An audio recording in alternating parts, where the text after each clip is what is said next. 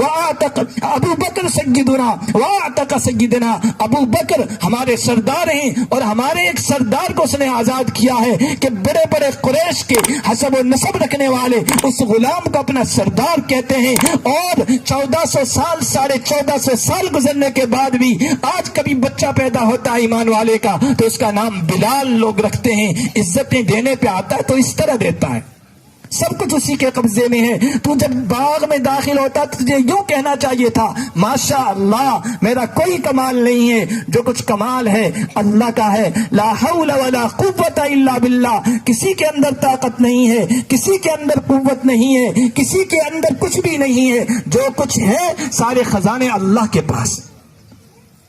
امام مالک رحمت اللہ علیہ فرمایا کرتے تھے کہ جب بھی آپ لوگوں کو کوئی چیز پسند آئی, اپنی یا کسی اور بھائی کی, مکان پسند آیا, دولت اچھی لگی, بچہ اچھا لگا, محل اچھا لگا, کھیتی اچھی لگی, تو اس وقت کہہ دینا چاہیے ماشاء اللہ لا قوت الا باللہ, تو وہ چیز نظر بد سے محفوظ ہو جائے گی.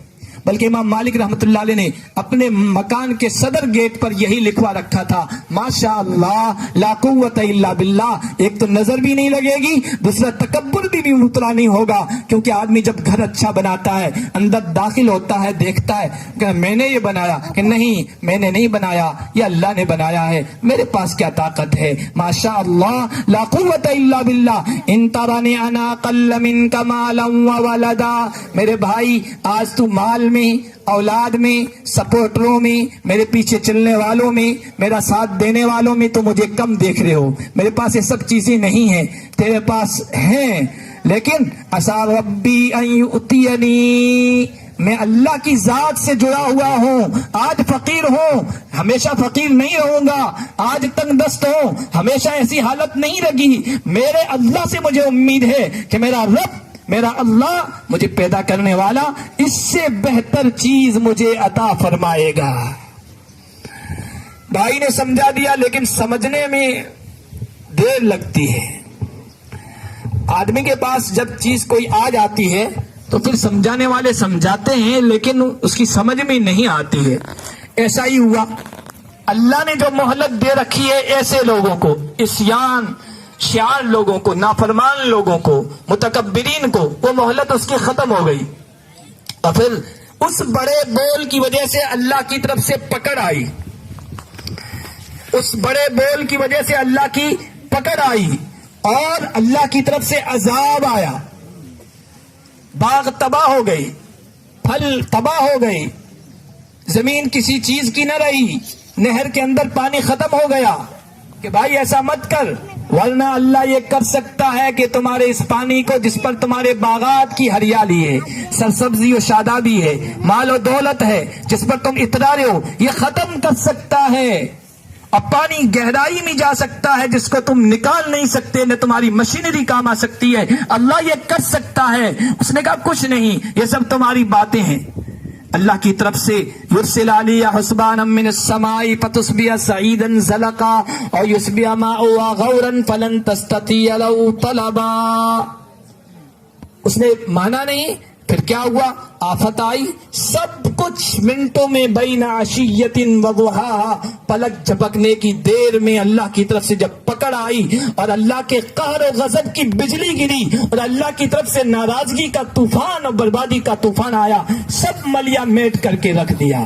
اب کیا ہوا, فَأَصْبَحَ يُقَلِّبُ كَفَّيْهِ عَلَى مَا أَنفَقَ فِيهَا وَهِيَ خَاوِيَةٌ عَلَى عُرُوشِهَا. وہ اپنے باغ میں آیا تو دیکھا کھجور کے درخت ایسے پڑے ہوئے ہیں, باغ کا سارا سرمایہ ختم ہو چکا ہے, پانی خشک ہو چکا ہے, سب کچھ جس پر اس کو ناز تھا ختم ہو گیا ہے.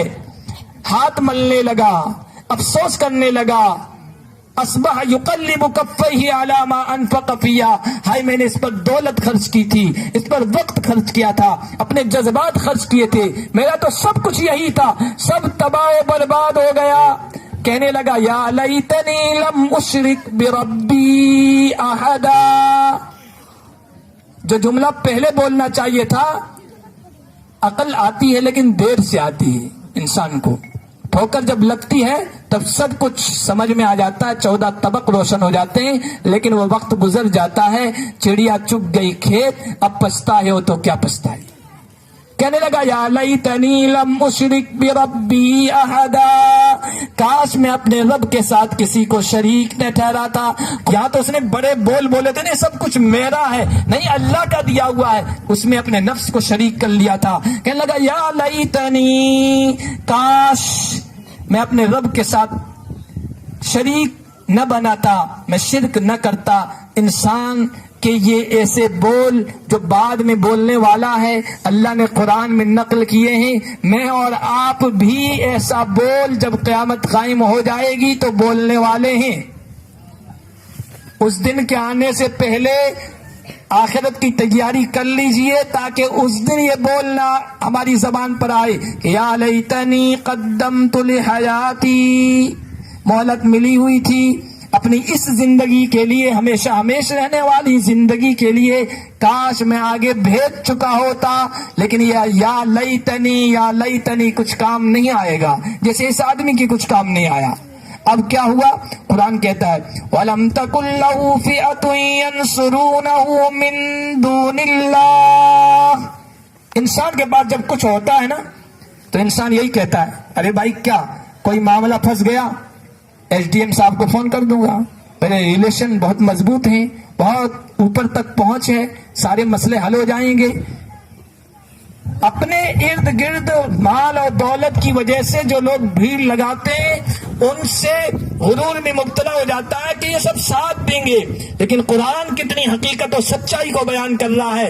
جب اس پر آفت آ پڑی ہے اور وہ جو تکبر کر رہا تھا کہ انا اکثر منک مالا واعز نفرا، میرے ساتھ دینے والے بہت ہیں، میرے ساتھ کھڑے ہونے والے بہت ہیں، ایک آواز پر لبیک کہتے ہوئے آئیں گے۔ قرآن کہتا ہے وَلَمْ تَكُنْ لَهُ فِئَةٌ يَنْصُرُونَهُ مِن دُونِ اللَّهِ وَمَا كَانَ مُنْتَصِرًا، کوئی جماعت سامنے نہیں آئی جو اس کا ساتھ دیتی، جو اللہ کے مقابلے پہ آ جاتی، اور نہ وہ خود اپنا بدلہ لینے والا بنا۔ پھر کیا ہوا؟ هُنَالِكَ الْوَلَایَةُ لِلَّهِ الْحَقُّ هُوَ خَيْرٌ ثَوَابًا وَخَيْرٌ عُقْبًا۔ یہ پورے واقعے سے سبق ہونا علی کا اب سبق لیجئے، درس لیجئے۔ نصیحت قرآن کیا کہہ رہا ہے؟ نصیحت یہ بتا رہا ہے الولایۃ للہ الحق، سارا اختیار، سارا کنٹرول، سب کچھ اللہ کے پاس ہے۔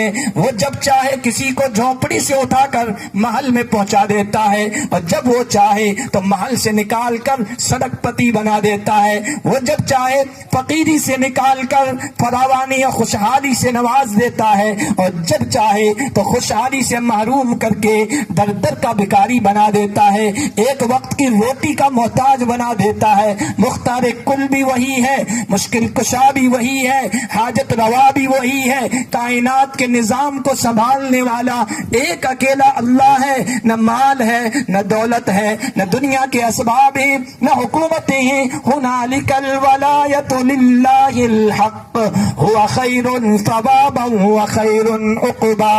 یہ اللہ نے میرے اور آپ کے سامنے ایک مثال رکھی ہے، میرے اور آپ کے سامنے عبرت کے لیے ایک مثال رکھی ہے، اور انہی آیتوں کے بعد اللہ کہہ رہا ہے وَضْرِبْ لَهُم مَثَلَ الْحَيَاةِ الدُّنْيَا كَمَاءٍ أَنزَلْنَاهُ مِنَ السَّمَاءِ فَاخْتَلَطَ بِهِ نَبَاتُ الْأَرْضِ فَأَصْبَحَ هَشِيمًا تَذْرُوهُ الرِّيَاحُ وَكَانَ اللَّهُ عَلَى كُلِّ شَيْءٍ مُقْتَدِرًا۔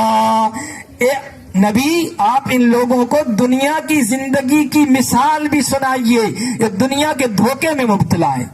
یہ ایک آدمی کا واقعہ نہیں ہے، ہماری نگاہوں کے سامنے ایسے ہزاروں واقعات پیش آتے رہتے ہیں، لیکن ہم ہیں دنیا کے غرور میں اور دنیا کے دھوکے میں مبتلا ہیں، عبرت حاصل نہیں کرتے۔